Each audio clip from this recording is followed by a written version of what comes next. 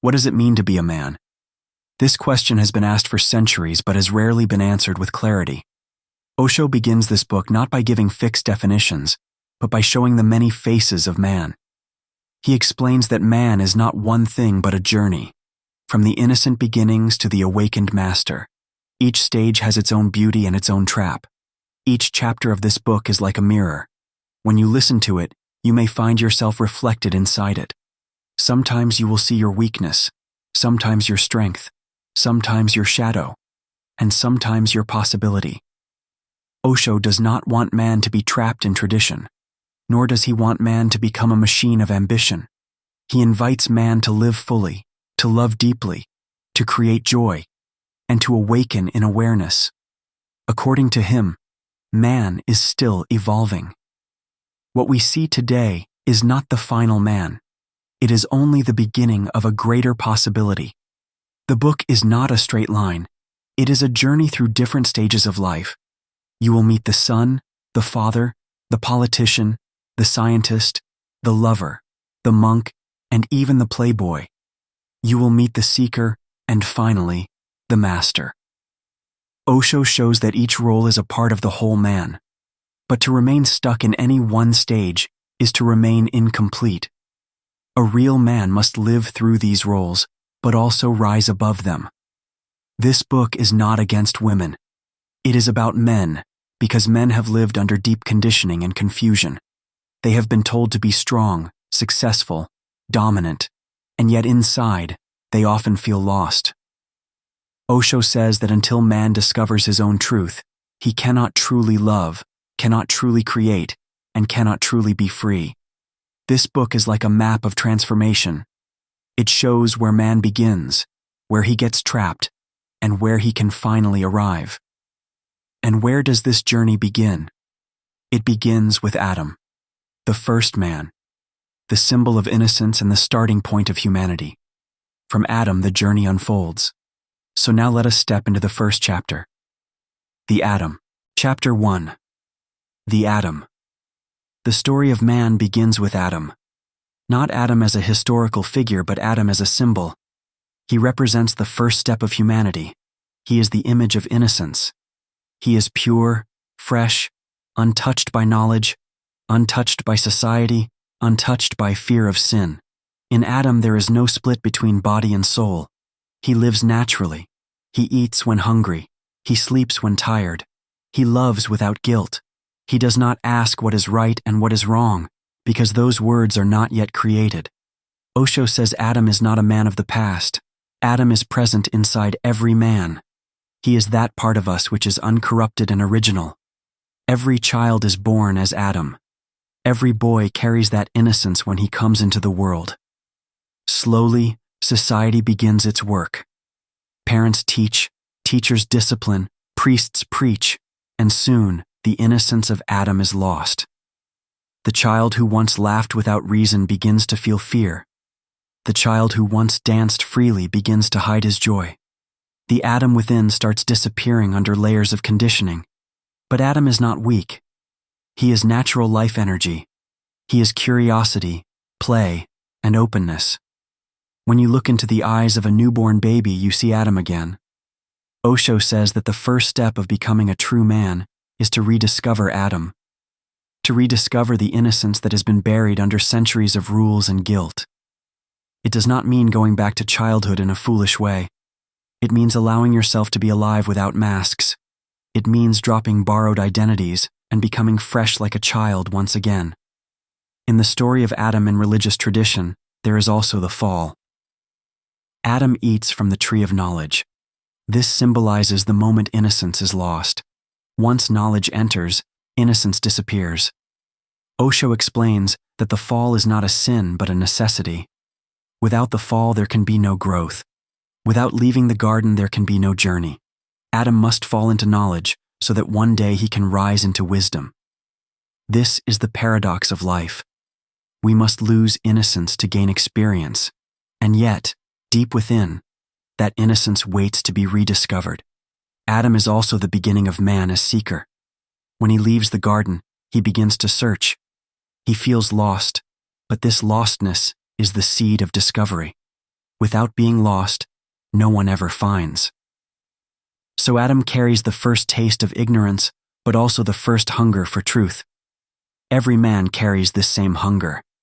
He may hide it under ambition, money, or power, but deep inside he is searching for the lost garden, the lost innocence, the lost freedom.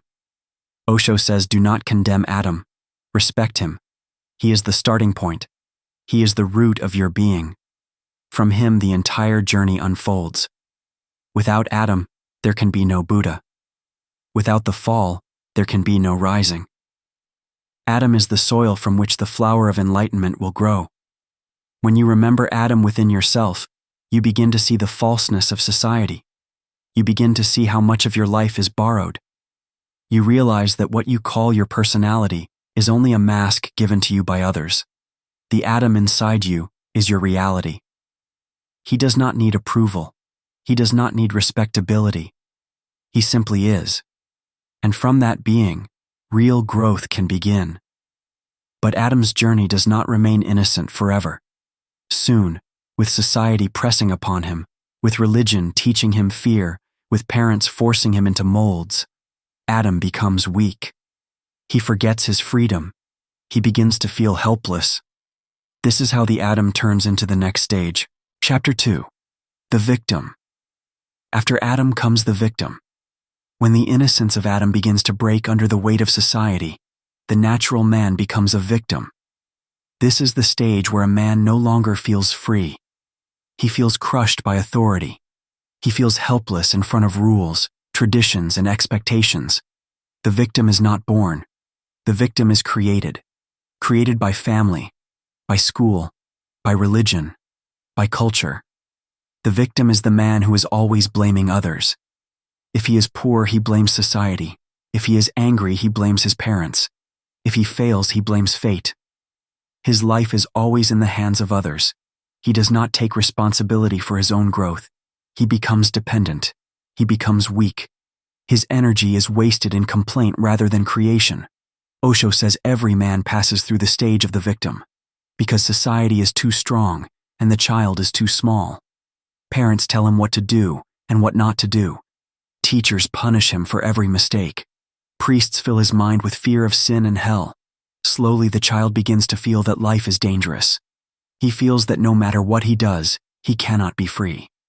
This helplessness creates the victim inside. The victim is always waiting for someone to rescue him.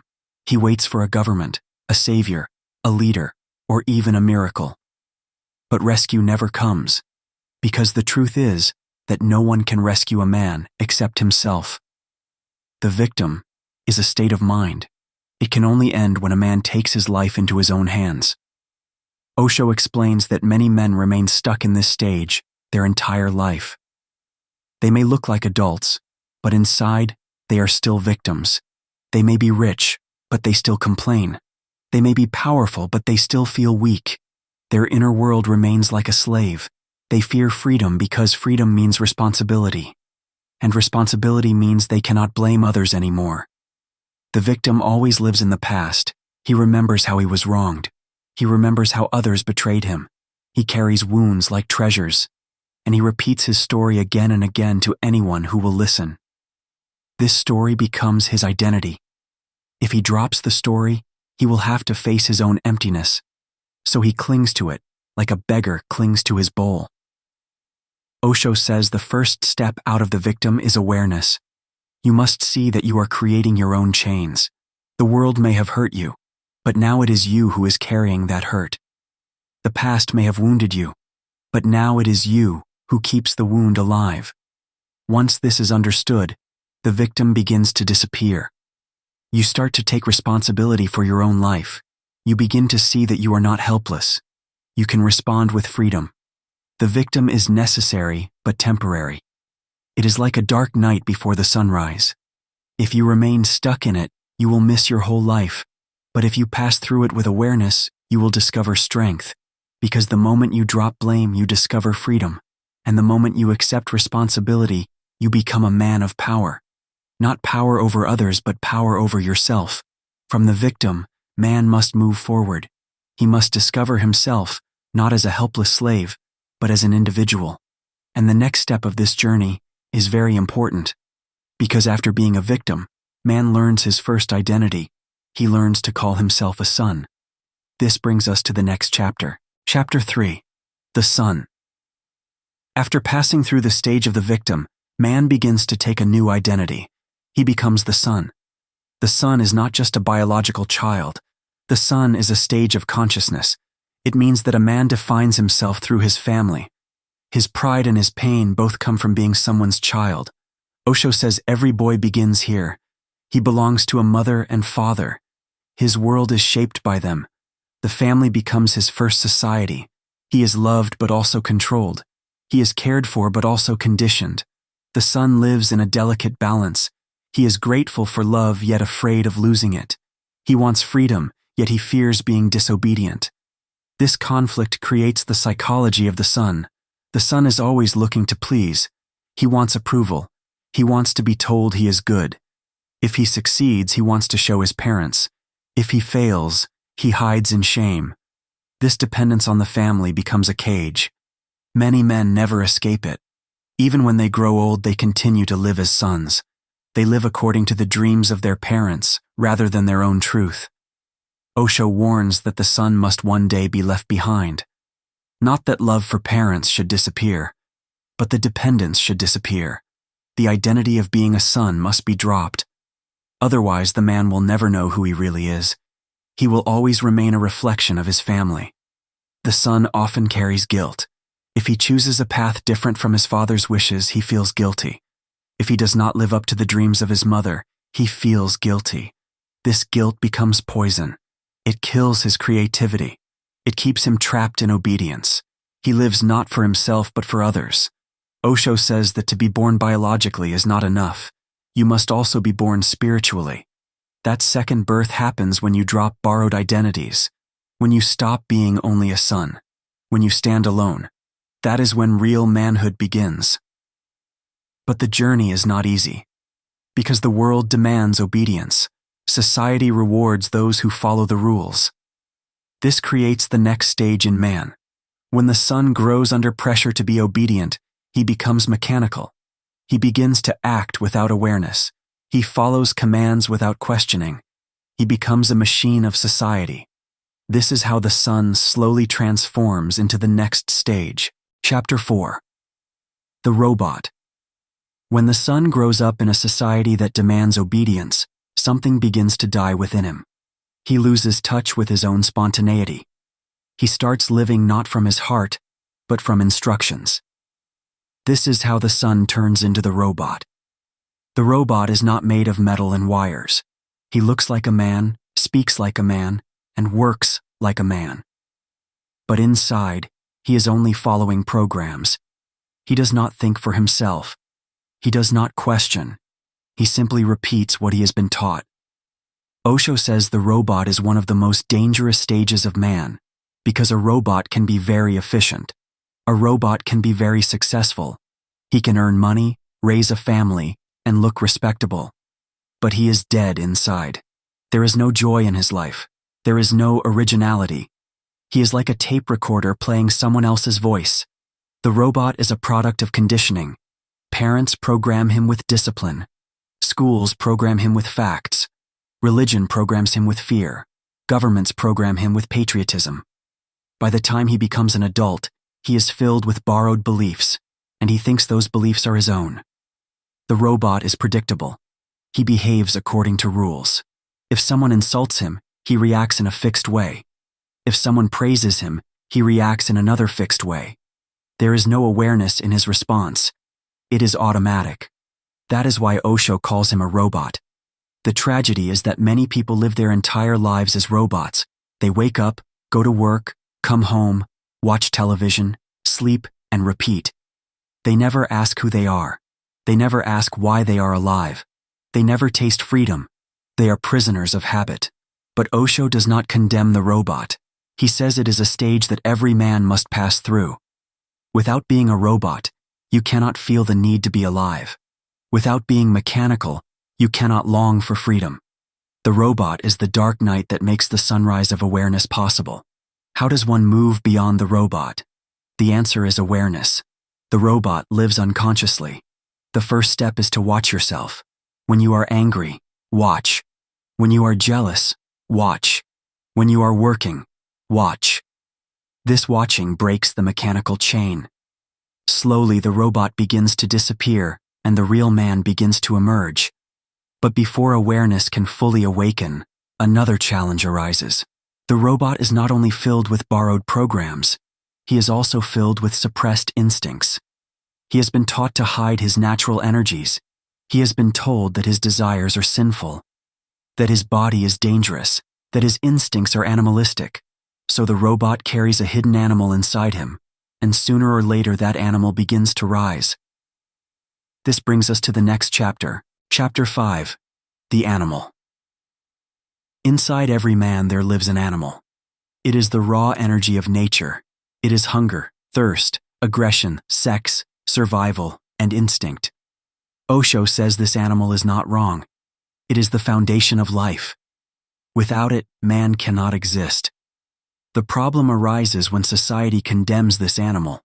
Instead of teaching how to understand and transform it, society tries to suppress it. From childhood, the boy is told not to be wild. He is told to sit quietly, to behave like a gentleman, to control his anger, to hide his desires. Slowly, the natural energy of the animal is pushed down into the unconscious. But energy cannot be destroyed. It only changes form. What is suppressed comes back in twisted ways. The animal is powerful. When accepted with awareness, it becomes creativity, courage, and vitality. But when rejected, it becomes violence, obsession, and perversion. Osho says that the animal is the root of man. You cannot cut the root and hope for the tree to grow. You must nourish it and then transform it. A man who denies his animal nature becomes pale and lifeless. He may look polite, but inside he is empty. A man who accepts his animal with awareness becomes alive and strong. He is natural, spontaneous, and overflowing with energy. The animal also connects man with the earth. It keeps him grounded. It reminds him that he is part of existence, not separate. His blood, his instincts, his passions are part of the same force that moves rivers and grows trees. To deny the animal is to deny existence itself. Osho warns that many religious traditions have tried to kill the animal in man. They made sex a sin. They made joy suspicious. They made desire dangerous. This has created generations of hypocrites, men who appear holy on the outside, but who carry secret animal desires inside. The more they fight the animal, the more it grows in the dark. The way of Osho is not suppression but transformation. He says, accept your animal. Do not be ashamed of it. It is your root. Bring awareness to it. Live your instincts with consciousness. When you eat, eat with awareness. When you love, love with awareness. When you feel anger, watch it with awareness. Slowly the animal becomes purified. The same energy that was blind instinct begins to turn into light. It becomes love. It becomes compassion. It becomes meditation. But before this transformation happens, there is a danger. If the animal is only half accepted, half suppressed, it turns into obsession. This is how man becomes trapped in his sexuality. This is how the animal turns into the next stage. Chapter 6, The Sexual Maniac. When the animal in man is repressed and denied, its strongest energy, sex, begins to dominate in unhealthy ways. This is how man becomes the sexual maniac. Osho says the sexual maniac is not born, he is produced by society. Whenever sex is made into a sin, it becomes an obsession. In natural life, sex is simple. It is just like hunger or thirst. It has beauty, it has innocence, it brings closeness, it brings joy. But when society surrounds it with fear and guilt, it turns into a wound.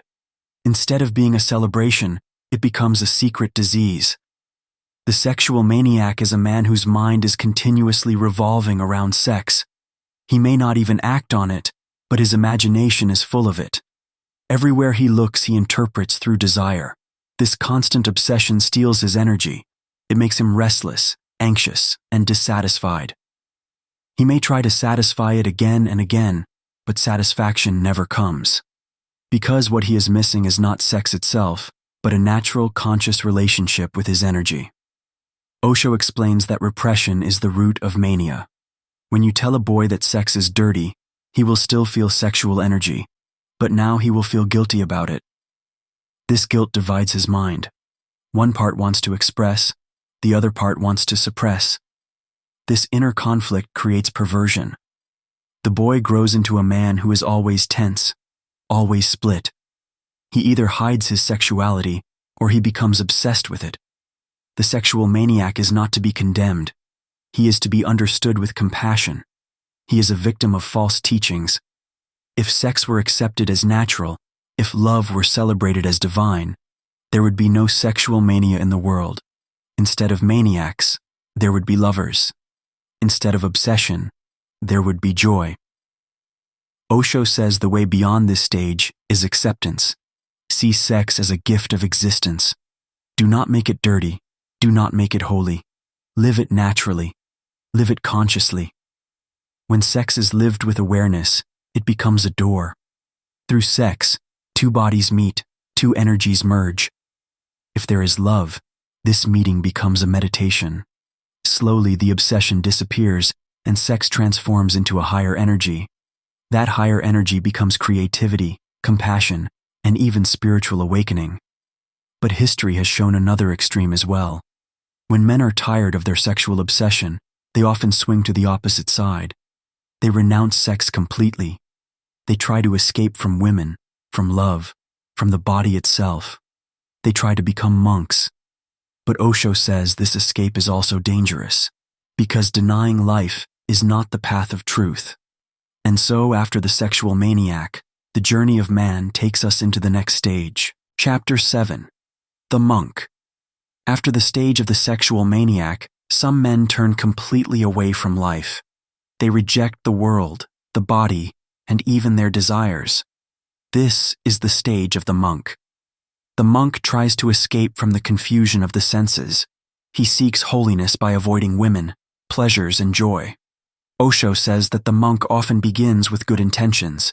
He wants purity, he wants discipline, he wants liberation. But he misunderstands life. He thinks freedom comes from rejection. He thinks happiness comes from denial. He thinks meditation is a punishment for desire. The monk becomes serious. He walks slowly, talks carefully, and prays constantly. He avoids laughter because it seems trivial. He avoids love because it seems dangerous. He becomes a shadow of life rather than a celebration of life. Osho warns that many monks are hypocrites without knowing it. They may teach truth, but live in fear. They may preach meditation, but are full of guilt. They may try to escape from sex, but are secretly obsessed. This denial creates inner conflict. The energy that was repressed as a sexual maniac now returns as tension and frustration. The monk tries to hide it with rituals, but the energy is alive inside him. True monkhood, Osho explains, is not rejection, but awareness. The monk who is truly awake does not run from life. He sees life fully. He sees his desires, his body, his mind, his energy. He does not fight it. He does not suppress it. He simply observes it. This observation transforms energy naturally. Sexual energy becomes love. Aggression becomes courage. Desire becomes creativity. This is the real monk. Osho also says that the monk stage is a reaction. It is a swing from the sexual maniac. When man becomes obsessed with life outside, he swings inward. The monk is a man who has seen life as dangerous and tries to hide. The sexual maniac chases pleasure. The monk runs from pleasure. Both are incomplete. The path is in balance. The energy of the body and the mind must be transformed, not denied. Some monks become isolated. Some join monasteries or ashrams. Some avoid women completely. Some reject the world of money, politics, and society. But Osho reminds that isolation is not enlightenment. Real enlightenment happens in the midst of life. One can be a monk in a crowd, not in hiding. After the monk, man faces another stage. One that is often misunderstood and judged harshly by society. One that arises when love, desire, and separation take a different form. This brings us to the next stage. Chapter 8. The Homosexual. Society often misunderstands the homosexual man. He is judged, criticized, and sometimes punished. Osho says this judgment is born from fear and ignorance. Homosexuality is not a sin. It is a natural possibility in human existence. It is part of the diversity of life. The homosexual is often a man who feels a separation from women. He may have been hurt, rejected, or forced into roles that do not fit his nature. When the natural love between man and woman is blocked, love finds another path. This is not weakness. It is a response to life as it is. Osho explains that the homosexual is also a seeker.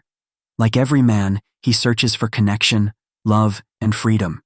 He may express it in ways that society does not accept, but the essence of his journey is the same as any other man. He wants to experience intimacy, joy, and the sacredness of love. Society creates guilt and secrecy around homosexuality. This secrecy creates fear and inner conflict. Many men suppress their feelings, pretending to be what society wants them to be. This makes life miserable. Osho teaches that the solution is awareness, not suppression. One must accept who they are and live with honesty. Only then can love become free, creative, and transformative. The homosexual stage also teaches an important lesson about humanity. It shows that love is not limited by tradition. It shows that rigid rules can harm the natural flow of life. It shows that every man must find his own path, rather than blindly follow society. Osho reminds that every stage of man has its shadow and its beauty. The homosexual man may face struggle, rejection, and confusion. But he also has the chance to live authentically, to discover freedom, and to transform desire into awareness. Love becomes his meditation. Joy becomes his expression. After understanding this stage, man begins to explore life in its celebration. He does not escape from pleasure. He does not hide from energy. He begins to embrace life fully. This is the next stage, the man who celebrates every moment, who loves food, dance, women, and laughter. Chapter 9. The Zorba. After stages of denial, repression, and confusion, man reaches a stage of celebration. This is Zorba, the man of joy. Zorba loves life fully. He loves food, wine, music, dance, and laughter. He loves women and friendships. He is spontaneous and free. Osho says Zorba is the man who has learned to enjoy the body. He does not run from desire. He does not hide from pleasure. He knows that life is short and that joy must be experienced. Zorba lives fully in the moment. He is alive in every breath, every touch, every smile. Zorba is not a monk. He does not suppress his instincts. He is not a sexual maniac. He expresses his sexuality naturally, without guilt. He drinks wine but does not become addicted. He dances but does not seek attention. He loves but does not possess. This is the balance of Zorba. Zorba is also courageous. He faces life with energy and vitality. He does not fear death because he has embraced life. He is independent and creative. He is a man of action, a man of laughter, a man of experience. But Osho warns that Zorba alone is not complete. Zorba is only half of the ideal man. He represents the body, the energy, the celebration. But without awareness and meditation, he can become shallow. He may enjoy pleasure, but miss the depth of life. He may dance in joy, but remain unconscious of existence. This is why Osho introduces the next half of man, the Buddha. The man who meditates, who looks inward, who searches for truth beyond pleasure. The complete man, according to Osho, is Zorba the Buddha.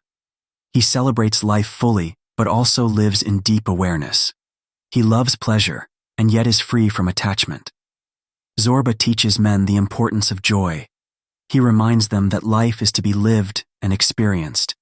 He shows that denying the body or pleasures is not the path to truth. Only when joy is united with awareness does it transform into something divine. After Zorba, the journey moves from the body to the essence of maleness itself. It explores what it means to be male biologically and psychologically. It examines the raw identity of being a man. This brings us to the next chapter, Chapter 10. The Male. After Zorba comes the stage of understanding what it means to be male. Being male is not just about the body. It is not only about having strength, power, or dominance. Osho explains that maleness is a biological fact, but not the essence of manhood. Many men think being male is enough to be a man. They confuse body with being. The male carries energy, courage, and action. He has the capacity to protect, create, and express. But being biologically male is only a starting point. Without awareness, without consciousness, the male remains incomplete. He may be strong but weak inside. He may be powerful but afraid. He may be respected outside but lost within. Osho says that understanding maleness is the beginning of self-discovery. A man must learn to live with his body, his mind, his instincts, and his heart. He must not be a robot following society, a sexual maniac driven by desire, or a monk running from life.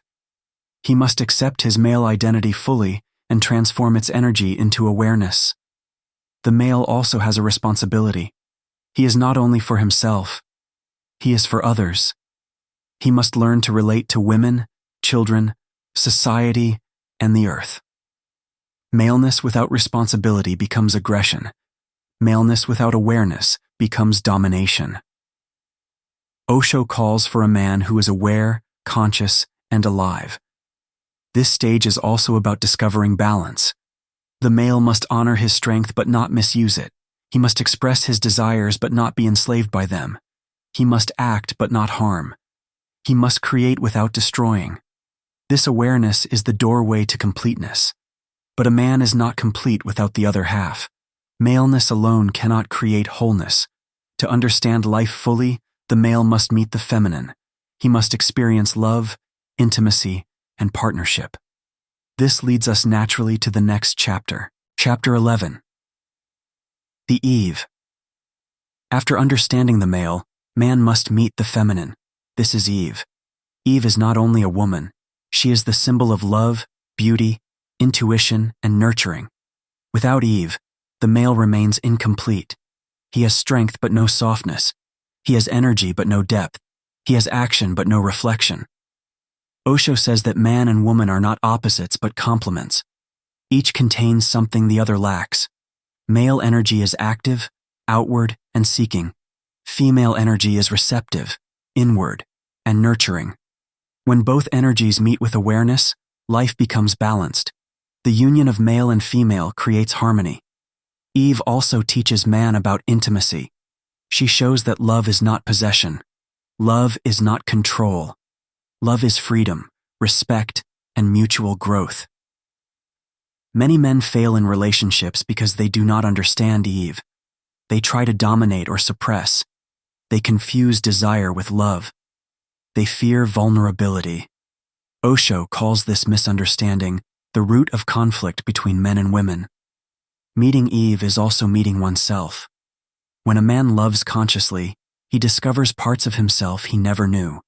He discovers compassion, tenderness, and patience. He learns to balance his power with gentleness. He learns that real manhood is not force but understanding. But not all men meet Eve consciously. Some remain lost in their ego. Some cling to women for pleasure or status. Some avoid women altogether out of fear or past hurt. Osho warns that until a man understands Eve, he remains half awake. He may succeed in the world but fail in love. He may be powerful but lonely. He may be alive in action, but dead in feeling. Eve also represents the divine feminine. She reminds man that life is more than ambition and struggle. Life is beauty, art, creation, and celebration. The male and Eve together are a dance of life. They awaken each other to higher possibilities. Once a man meets Eve consciously, he begins to understand the true meaning of relationship. He learns to give without expecting. He learns to receive without fear. He begins to share his life fully and freely. This understanding prepares him for the next stage. Chapter 12. The Beggar. After meeting Eve, man sometimes enters a stage of emptiness. This is the beggar. The beggar is not poor in money but poor in spirit. He feels incomplete, restless, and dependent. He seeks fulfillment outside himself. He looks to people, relationships, and possessions to satisfy a hunger that only he can fill. Osho says the beggar stage is a natural part of growth. After experiencing joy and love, man begins to notice what is missing. He feels need, desire, and longing. The beggar comes to realize that no one can give him what he truly seeks. Not a lover, not a friend, not a parent, not society. The beggar is often humble. He accepts help and advice. He is aware of his limitations. But he can also be weak, clingy, and fearful. He depends on others for his happiness. His life becomes a series of requests and expectations. He may pray, plead, or hope for life to deliver what he lacks. Osho explains that the beggar stage is important for self-awareness. It teaches man about his dependence and desire. It forces him to look inside rather than outside. Without this stage, man may never realize the difference between temporary satisfaction and true fulfillment. The danger of the beggar is that he may remain dependent for life. Many men live as beggars even after growing old. They seek approval, love, and success from external sources. They never discover their inner wealth.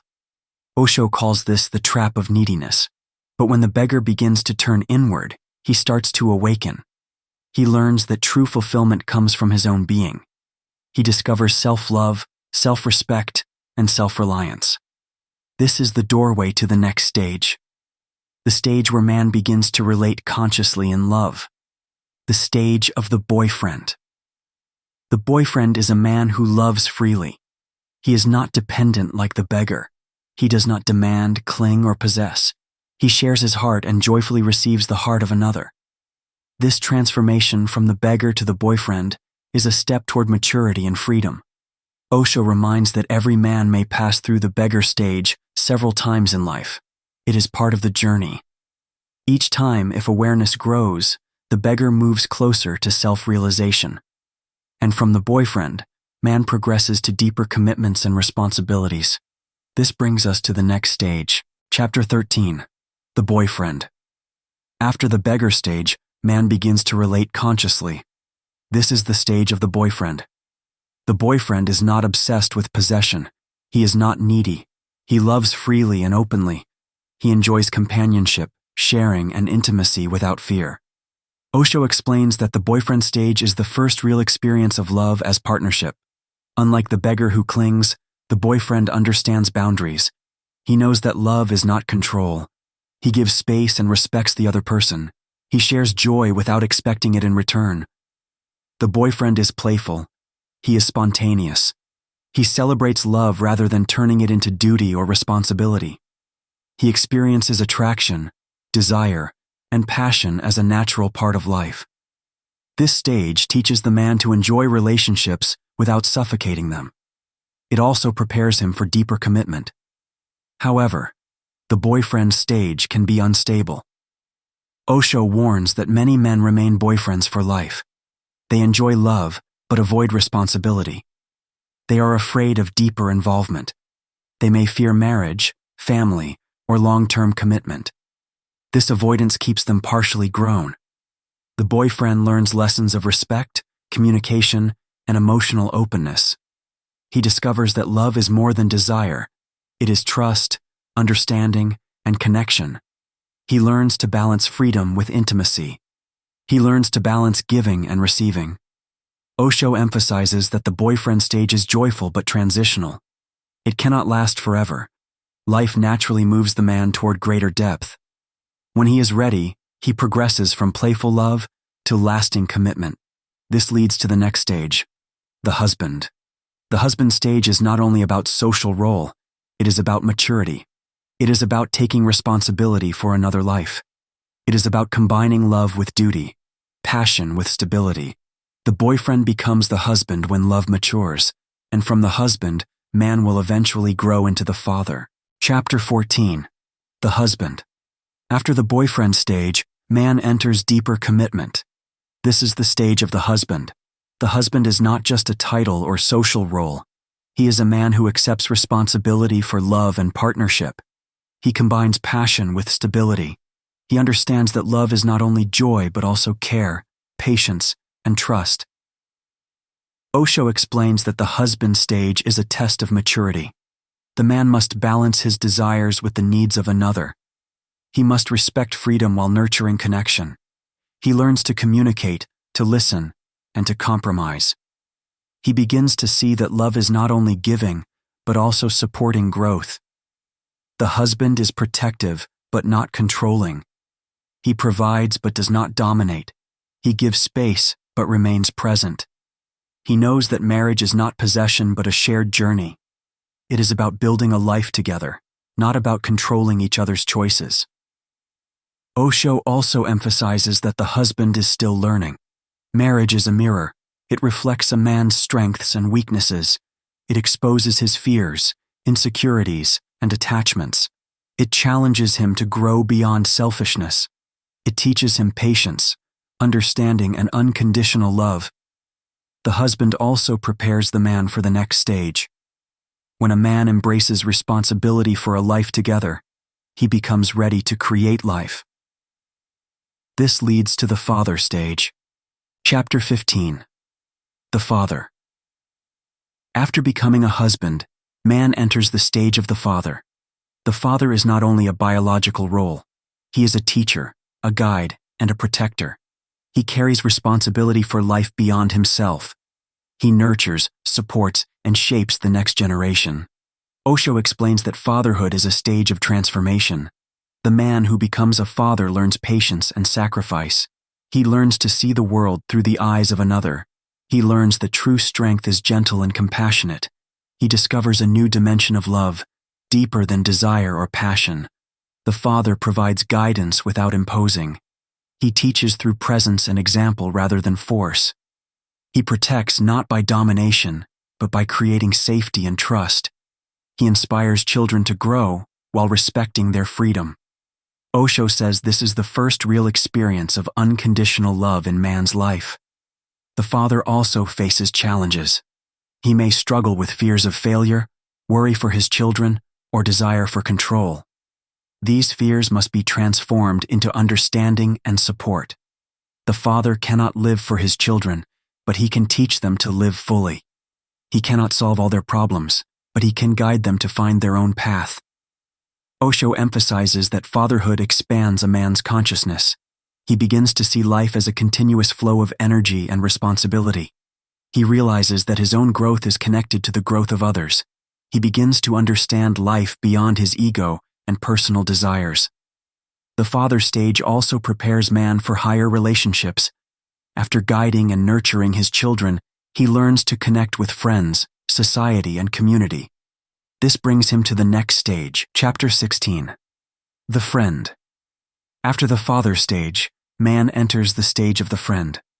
Friendship is a relationship without authority, without possession, and without obligation. It is a connection of hearts, minds, and spirits. The friend shares joy and sorrow equally. He supports without demanding. He listens without judging. Osho says that friendship is one of the highest expressions of maturity. It is not based on need or desire, but on freedom and choice. A friend is someone you love because you want to, not because you must. Friendship teaches trust, honesty, and empathy. The friend stage also expands a man's vision. Through friends, he experiences diversity of thought, culture, and experience. He learns patience, tolerance, and understanding. He sees that life is larger than his own desires, ambitions, and fears. Osho emphasizes that friends act as mirrors. They reflect both strengths and weaknesses. Through friendship, a man understands himself more clearly. The friend is also connected to the world. He does not live in isolation. He participates, contributes, and collaborates. He experiences equality, companionship, and shared responsibility. Friendship is not temporary but a conscious choice of connection. However, Osho warns that many men remain isolated or authoritarian. They cannot enter the friend stage because they are trapped in ego, pride, or fear. They may have companions but not true friends. True friendship requires maturity, awareness, and freedom from possessiveness. Friendship is a preparation for larger social responsibilities. When a man understands the art of connection without domination, he is ready for leadership. He can serve, inspire, and guide society without tyranny. This naturally brings him to the next stage, the politician. Chapter 17. The politician. After mastering friendship, man often moves into the public sphere. This is the stage of the politician.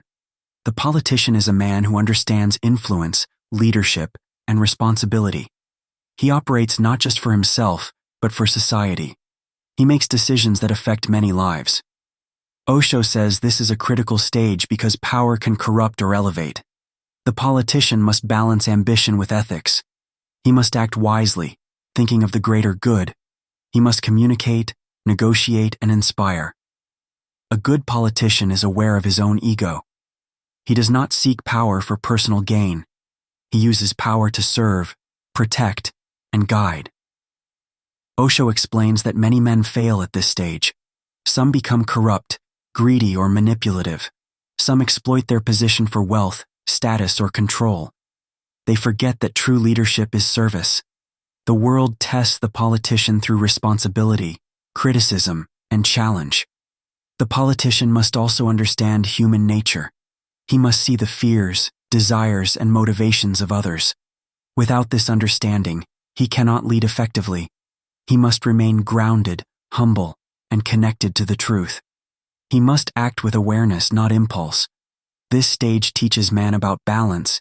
He learns that authority without wisdom is dangerous. Influence without awareness is destructive. Service without humility is empty. Osho emphasizes that the politician who grows consciously becomes a teacher for society. He inspires integrity, courage, and vision. However, the journey of man does not end with politics.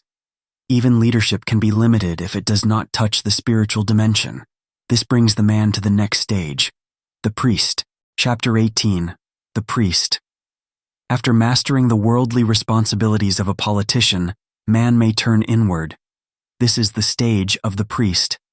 The priest is a man who seeks connection with the divine, with truth, and with the unseen aspects of life. He is concerned with the soul, meditation, and higher consciousness. Osho explains that the priest is a guide. He helps others explore spirituality, morality, and meaning. He does not impose force, but inspires reflection and devotion. The priest teaches meditation, prayer, and the art of inner silence. He represents the bridge between the human and the divine. The challenge of the priest stage is sincerity. Many men become priests without awakening themselves. They preach without realizing the truth. They guide others while remaining trapped in ego, desire, or fear. Osho calls this hypocrisy the danger of priesthood. A true priest lives what he teaches. He does not run from the world but transcends it. He remains aware, compassionate, and humble. His life becomes a meditation. His actions become a message.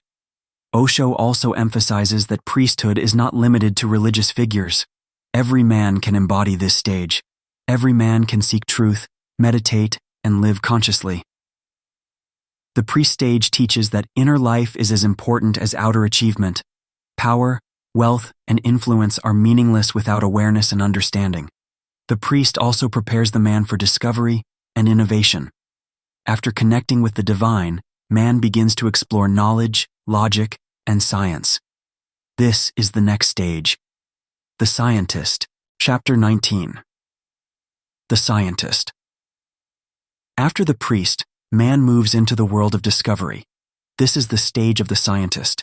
The scientist is a seeker of truth, knowledge, and understanding. He observes, experiments, and questions everything. He does not accept blindly.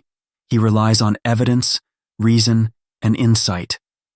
Osho explains that the scientist is driven by curiosity. He is fascinated by the workings of the universe, the mind, and life itself. He wants to understand how things function, why they happen, and what is real. This stage is a development of consciousness in the intellectual dimension. The scientist is disciplined. He follows method, logic, and analysis. He may become immersed in research for years. He may sacrifice pleasure for understanding, but Osho warns that intellectual growth alone is incomplete. Without awareness, the mind can become arrogant, rigid, or detached from life. The scientist also represents innovation. He brings new ideas, inventions, and perspectives into the world. He challenges old beliefs and traditions. He seeks progress, understanding, and transformation. Through observation and experimentation, he contributes to human evolution. However, Osho notes that the scientist must balance intellect with heart. Knowledge without compassion can become destructive. Reason without awareness can lead to isolation. True science includes curiosity, ethics, and the understanding of life as a whole. The scientist stage prepares the man for creativity and action in the material world. After exploring the universe of knowledge, he begins to apply it in practical ways. This leads to the next stage, the entrepreneur. Chapter 20. The entrepreneur. After the scientist, man enters the stage of action and creation in the material world. This is the stage of the entrepreneur. The entrepreneur is a man who takes vision and knowledge and transforms it into reality. He creates businesses, opportunities, and solutions. He takes risks, makes decisions, and learns from success and failure. Osho explains that the entrepreneur is a fusion of intellect, energy, and courage. He uses observation and understanding to act effectively in the world. He does not wait for life to happen. He makes life happen. He transforms ideas into results, dreams into practical achievements. The entrepreneur also carries responsibility. He is not only accountable for himself, but also for those who follow him. Employees, partners, and society all depend on his decisions. This stage tests integrity, discipline, and vision. Osho warns that many men become entrepreneurs for wealth alone. Without consciousness, their success can lead to greed, exploitation, and emptiness. True entrepreneurship balances action with awareness. It combines innovation, practicality, and ethics. The entrepreneur faces uncertainty, challenges, and setbacks, but he learns resilience, flexibility, and creativity. He grows not only materially, but also mentally and spiritually through challenges. Osho emphasizes that this stage is about contribution as much as creation. The entrepreneur contributes to society through value, innovation, and leadership. He inspires others to dream, act, and grow. Through conscious action, he elevates not only himself, but the world around him. The entrepreneur stage prepares man for cultural identity and understanding of collective energy. After transforming ideas into action, he begins to explore what it means to live within a nation, a society, and a shared consciousness. This brings us to the next stage, the American. Chapter 21. The American. After mastering entrepreneurship, man may explore cultural identity. This is the stage of the American. The American represents freedom, innovation, and optimism. He believes in opportunity, progress, and the power to create a life of choice. Osho uses this stage as a symbol of energy, confidence, and forward movement. The American is independent. He values personal liberty and self-expression. He seeks new experiences and explores life boldly. He dreams, acts, and builds. His energy is outward, focused on growth and possibilities. Osho explains that the American stage is both inspiring and challenging. The energy of freedom can become arrogance or carelessness. The pursuit of progress can lead to restlessness or materialism. The man at this stage must learn to balance action with awareness. Freedom without responsibility can lead to chaos. This stage teaches man about cultural participation. It shows how individuals contribute to society while remaining true to themselves. The American embodies the idea of living fully and taking initiative. He expresses vitality, creativity, and courage. But Osho reminds that external energy alone is not enough. Life has a deeper dimension, an inward journey beyond material and cultural identity. The man who explores the external now begins to explore the inner. This brings us to the next stage, the Buddha. Chapter 22. The Buddha. After the stage of the American, man turns inward. This is the stage of the Buddha. The Buddha represents awareness, meditation, and enlightenment. He seeks the eternal truth beyond the body, mind, and society. He is no longer controlled by desires, fears, or ambitions. He observes life without attachment. Osho explains that the Buddha stage is the highest level of consciousness. The man becomes free from illusions, greed, and ego. He sees the unity of all life and the impermanence of everything. Compassion, love, and understanding arise naturally. The Buddha does not command, control, or dominate. He simply exists in awareness and allows life to flow. The Buddha is not a recluse escaping the world. He can live in the world without being consumed by it. He can act, love, and create without attachment. This stage transforms energy into wisdom. Desire becomes understanding. Power becomes compassion. Action becomes meditation. Osho emphasizes that the Buddha stage is not about renouncing life. It is about seeing life fully and responding consciously. It is a celebration of awareness rather than indulgence or denial. Here, man learns that the inner journey is as important as outer achievement. The Buddha stage also prepares man for transformation of the self. After realizing truth and awareness, man can evolve into a completely new form of existence. He transcends old limitations, old identities, and old patterns. This brings us to the next stage, the new man. Chapter 23. The new man. After the Buddha stage, man evolves into the new man. The new man is complete and integrated. He combines all previous stages without being limited by any one of them. He has the joy of Zorba, the responsibility of the father, the curiosity of the scientist, and the awareness of the Buddha.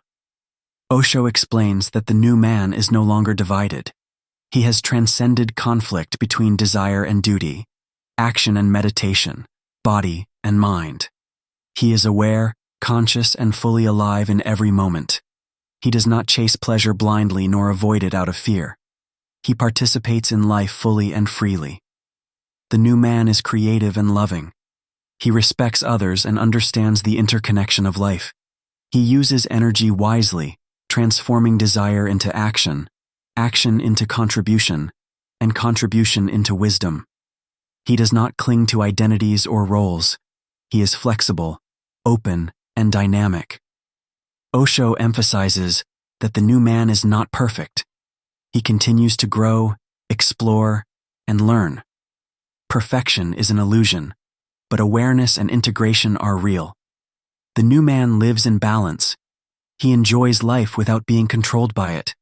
He loves without being dependent. He acts without harming. The new man also prepares for deeper exploration within himself. He has integrated life, but now he seeks mastery over the mind and energy. This leads naturally to the next stage. The Meditator. Chapter 24. The Meditator. After becoming the new man, some men turn fully inward. This is the stage of the meditator. The meditator focuses on awareness, presence, and inner silence. He observes his mind, his emotions, and his energy without judgment. He is detached yet fully alive. Osho explains that the meditator discovers the essence of life within himself. He is no longer enslaved by desires, fears, or attachments. Meditation becomes a tool to understand reality, consciousness, and existence. It is not about escaping life, but seeing it clearly. Every thought, every feeling, every moment becomes a mirror for self-discovery. The meditator learns patience and clarity. He understands that life flows in cycles and patterns. He witnesses birth and death, joy and sorrow, without being controlled by them. Awareness becomes a natural part of his being. The meditator also gains energy without effort, power without ego, and love without attachment. Osho emphasizes that meditation is not only sitting quietly, it is a way of living. Eating, walking, working, and interacting can all become meditative if consciousness is present. The meditator transforms ordinary life into extraordinary awareness. This stage also prepares man for courage and action. Meditation gives clarity, but life still demands engagement with the world. This leads to the next stage, the warrior. Chapter 25. The warrior. After the meditator stage, man sometimes moves into action and courage. This is the stage of the warrior. The warrior is disciplined, focused, and strong. He faces life with courage and clarity. He does not act from fear or ego, but from awareness and purpose. Osho explains that the warrior fights for truth, justice, and life. His battles are not always physical. They can be inner struggles against fear, anger, or ignorance. They can be outer struggles to protect, create, or serve. The warrior acts decisively and responsibly. Discipline is central to the warrior stage. He trains his body, mind, and energy. He learns strategy, patience, and perseverance. The warrior does not seek recognition or fame. He acts because it is necessary and right. This stage teaches courage, strength, and integrity. Osho also emphasizes that the warrior must balance action with awareness. A man can be strong but blind, courageous but arrogant, powerful but cruel. True warriorhood combines inner clarity with outer strength. The warrior protects life and enhances it. He is aware of his impact and acts consciously. The warrior stage also prepares man for mastery of relationships and charm. After discipline and courage, man learns the art of love, playfulness, and attraction. This brings us to the next stage. The playboy. Chapter 26. The playboy. After the warrior stage, man may enter the stage of the playboy. The playboy is a man who enjoys life, charm, and attraction consciously. He celebrates love, desire, and social interaction without attachment. He is playful, free, and spontaneous. Osho explains that the playboy stage is not about irresponsibility or selfishness. It is about enjoying life fully while remaining aware. The playboy does not use others for personal gain. He does not cling or possess. He loves freely and joyfully. This stage teaches man the art of playfulness. He learns to engage without fear, to charm without manipulation, and to connect without dependency. Pleasure becomes a tool for awareness, not a trap. The playboy balances desire with consciousness, attraction with respect, and joy with freedom. Osho also warns that many men misuse this stage. They may become hedonistic, shallow, or manipulative. Pleasure without awareness leads to emptiness. The conscious playboy, however, transforms enjoyment into a celebration of life. The playboy stage also prepares man for creation. After understanding desire and playfulness, he moves into the stage of building, innovating, and expressing his inner vision. This is the next stage, the creator. Chapter 27. The creator. After the playboy stage, man moves into the stage of creation. This is the stage of the creator. The creator transforms ideas, energy, and vision into reality. He builds, invents, and expresses the deepest parts of himself in tangible form. Creation is more than action. It is the expression of consciousness, intelligence, and awareness. Osho explains that the creator stage is a stage of fulfillment. Man no longer acts only for survival, pleasure, or recognition. He acts from inspiration, insight, and love for life. His creations carry a piece of his spirit. They reflect his understanding, his courage, and his wisdom. The creator also learns responsibility. Every creation has consequences. Osho emphasizes that a conscious creator considers the impact of his work on people, society, and the world. He balances innovation with ethics, imagination with practicality, and freedom with accountability. This stage is also about mastery over energy and focus. The creator channels desire, passion, and knowledge into productive expression. He does not waste energy on fear, doubt, or distraction. Instead, he directs it toward meaningful, conscious creation. Osho notes that creation is a bridge between the worldly and the spiritual. Through creation, man touches the divine within himself. He expresses beauty, harmony, and order. His work becomes a meditation, a gift, and a legacy. The creator stage naturally leads to the stage of mastery. When man learns to integrate awareness, action, love, and wisdom fully, he becomes the master. This brings us to the next stage, the master. Chapter 28. The master. After the creator stage, man reaches the stage of the master.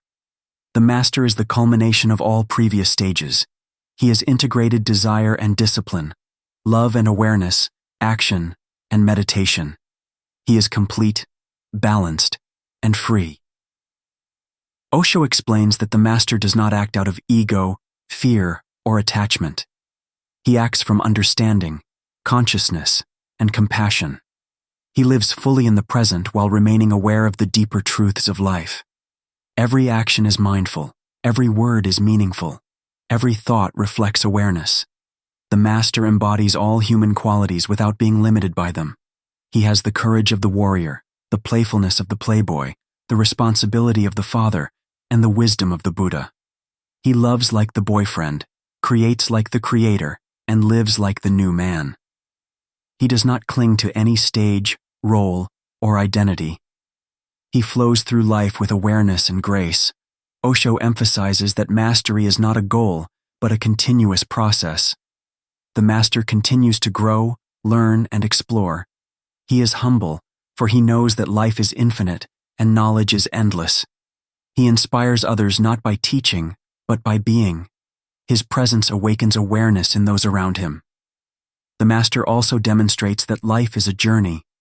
Each stage, the atom, the victim, the son, the robot, the animal, the sexual maniac, the monk, the homosexual, the Zorba, the male, the Eve, the beggar, the boyfriend, the husband, the father, the friend, the politician, the priest, the scientist, the entrepreneur, the American, the Buddha, the new man, the meditator, the warrior, the playboy, the creator, leads to the next. Each stage has lessons to teach. Each stage is necessary for growth. The master understands the totality of life. He moves through the world with freedom, awareness, and love. He does not seek approval, recognition, or possession. He lives simply, fully, and consciously. His life is an expression of harmony between the inner and outer worlds.